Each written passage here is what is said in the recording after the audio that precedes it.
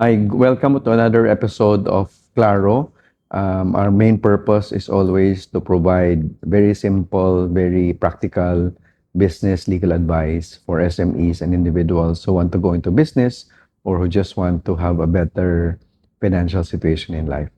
Yung topic natin for today ay yung mga gift certificates, no, GC.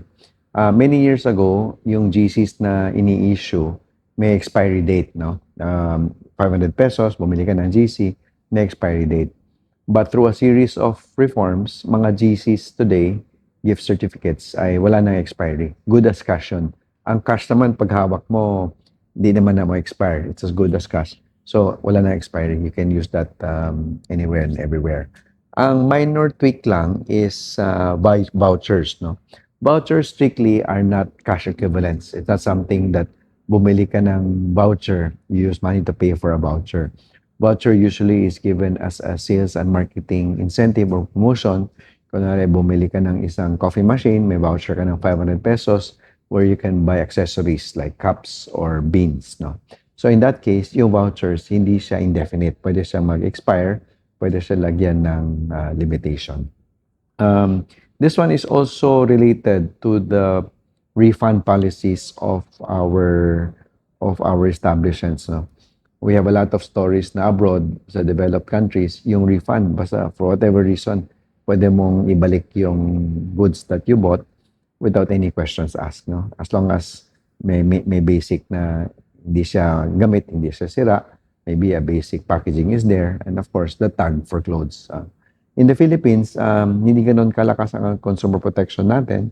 So our refund policy is not as strong, no? This is also susceptible to abuse. Dapat may balance lang. The refund will always be present if the goods that you bought is defective, material defective, no? Ang yung tinatawag na factory defect is just a layman's person of saying na pag nung kinuha mo na, nung natanggap mo na from the shop, from the store, may tama, may sira na. You're not expected to make it work. That's why, in the scheme of things, may category of goods, no? For example, bumili ka ng damit, no? Kung may punit yan, nawala ng botones, mas maganda i-check mo na, sira yung zipper before you buy it.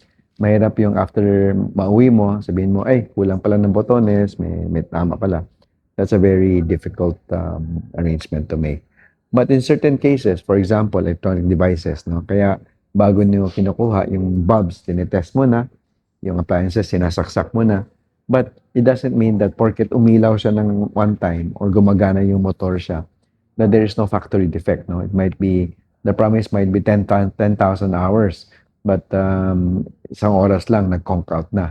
No? Tumakbo yan, nakakape ka, lumamig yung aircon or electric fan or ref, no? Isang araw, ilang weeks na, ilang buwan na, ay mali na. If it's a very short period of time, of course, relative to the goods yan, there should be a right to refund. Ang kakulangan sa Pilipinas, ang problema sa Pilipinas, bibili ka ng, for example, sa Ansons, no? Sa SM Appliance. Kung may problema ka sa gamit, they will say, oh, please go to our service center. That's not a correct policy. The better protection for consumers is kung kanino ka bumili, kung saan ka bumili, dapat yun yung point of complaint. Yun yung action center. Hindi pwedeng hiwalay mo yun, no? So we're calling the attention of the Department of Trade and Industry and business groups to make this necessary change, no? The reason why bumili ka sa Las Piñas, kasi nandun ka nakatira, nandun yung delivery, nandun ka pumunta. But if you're asked to go to Cubao or Quezon City, just to file your warranties, just to bring your unit, anti-consumer yan, no? So that's wrong. I hope our DTI secretary can do something about it. There should be a warranty of the seller. Kung dadalhin nila sa service center, bumili ka ng Samsung or LGU, dapat ang cost, problema nila yon. They should follow their supply chain. Kung paano na na-deliver, ganon din ang pag-return, ang ganon din ang pagbalik. Unfortunately, hindi ganon, no? The consumer, the buyer, is left at the mercy of the defective good. This also extends to the idea of warranties. Ang warranty kasi, binibili mo yung gamit, especially kung mamahalin, 20,000, 40,000, in the expectation that it will last X number of years. For example, at least a year, magagamit mo ng maayos, walang problema. But in reality, 'pag may problema na sa warranty, gano'n din 'no, pahirapan. And iba yung let's say coffee maker, hindi ka makagawa ng coffee maker for 3 months, 6 months. That's not too bad. Eh, yung aircon mo nasira, paano ka tatrabaho, paano ka makatulog, paano ka maka ma ma maayos yung day-to-day mo considering aircon, electric fan, and these are not cheap items 'no. And, this is something that, we have to address as a nation to protect our, consumers. Dahil ito pa yan, magpapadala ng service team, punta lang magche-check, may bayad na 800, 1,000. Dapat the better practice is as part of the warranty, there should be quote unquote "free warranty service." Hindi yung papapunta ka lang, may bayad ng 800, 1,000, they just do a diagnostics. Iba po yung actual, repair. So that's on the, gift certificates, warranties, vouchers, and refund policy. And, ang specific na department na concern yan ay ang DTI. They have enough enforcement powers naman. Saka yung LGU din, no? They should also step up, LGUs to police and to make sure na whoever is the selling of those units kasama. On the related field, yung tinatawag ngayon, there's a recent craze for all things electric eh. A few years ago, nag-start na tayo ng solar panel, nag-start na tayo ng electrification because at least the power of the sun is infinite, no? Boundless. We convert that to direct current, direct energy. Pwede na magagamit, makakasave ng marami. Especially in the Philippines where we are very favorable for direct sunlight, where the coverage of sunlight is very good. So may trend. Dito naman sa Gera, for the last 2 to 3 months, lahat ng mga EVs selling like hotcakes. No? Nagmamadaling bumili para to take advantage of EV na you don't need anymore to buy diesel and ang gas. So the question is, do you buy or do you not buy EVs? Do you make the shift? No? Ang ibang tao ngayon, nag-hybrid. No? Kalahating may machine, combustible engine ka, meron ka ding EV component just to make sure na you don't go full EV right away.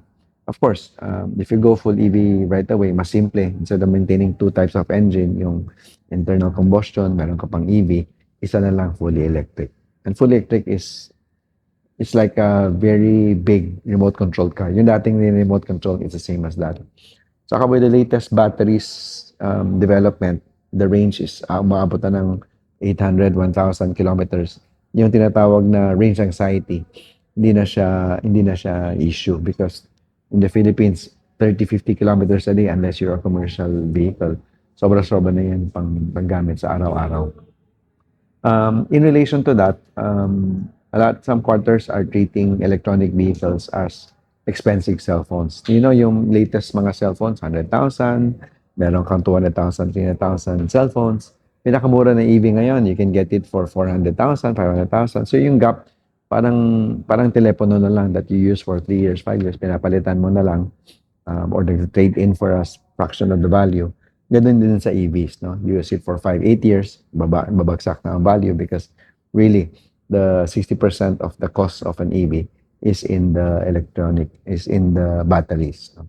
So the question now is, bibili ka ba ng EV or hindi? No? And then of course, with the EV law, if you have an EV for the first 5 years, wala kang coding. That's also something that will help people who have coding issues.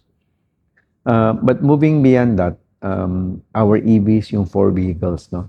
And this is something I'd like to address to the DOTR. We should at least review and encourage the use of two-wheeled EV bikes, no? Yung motorbikes. Right now, one of the biggest issues we have is yung diesel used in electronic bikes. Buti na lang nag-Euro 4 na tayo, which is the standard of the engine in the use of diesel para mas malinis, hindi ka polluting yung ating motorbikes.